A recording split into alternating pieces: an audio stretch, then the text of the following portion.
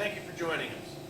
In this video segment, we're going to discuss some possible failures in a pilot valve on a Jenny air compressor, how you can diagnose what these problems are, and how you can go about making an adequate repair.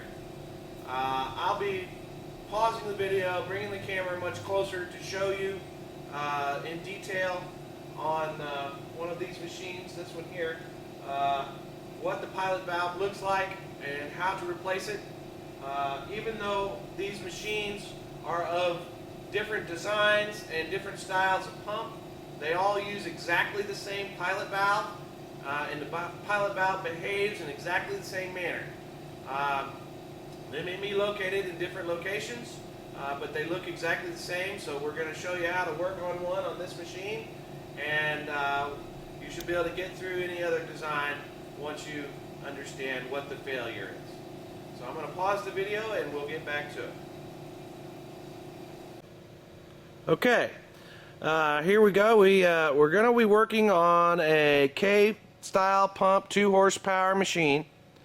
We have set this up with an unloader that has failed. Sometimes when machines are left in storage for longer periods of time, we can get some effluent material, oil material, and effluent flows back down the discharge line, clogs up the filters inside of the pilot valve, which impedes the airflow and causes the pilot valve to malfunction. Now I'm going to turn this machine on and let it build pressure so you can hear what it sounds like when this pilot valve has failed.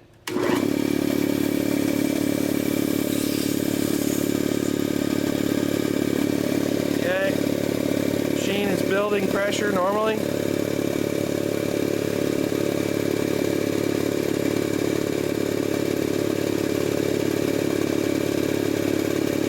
Up to about 50 psi.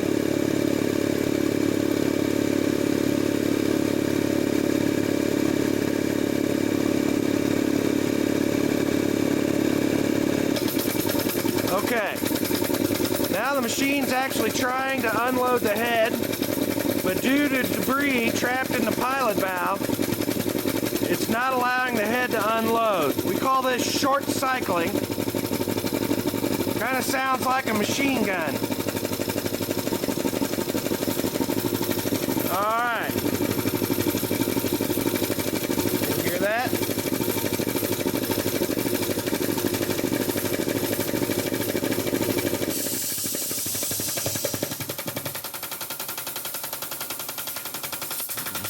You still hear the pilot valve continuing to cycle after the machine's shut down.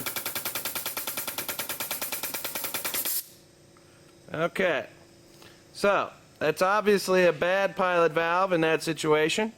I'm going to get some tools out here and show you how to remove it. It's important to note that if you have a malfunctioning pilot valve and was short cycling, as you just heard, all you have to do to alleviate that situation until repair can be made is to turn the machine back to stop-start operation, and that will allow it to build pressure and start-stop. And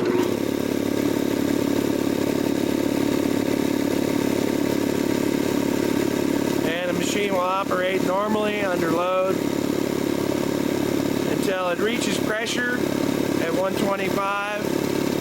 And should be shutting down here shortly.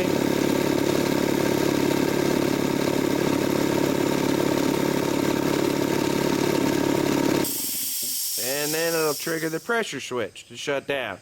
Now, we don't recommend that you let this situation persist for long due to the excessive amount of electric motor cycling that will occur in high peak periods of usage without the ability to go to constant run. Okay, thank you.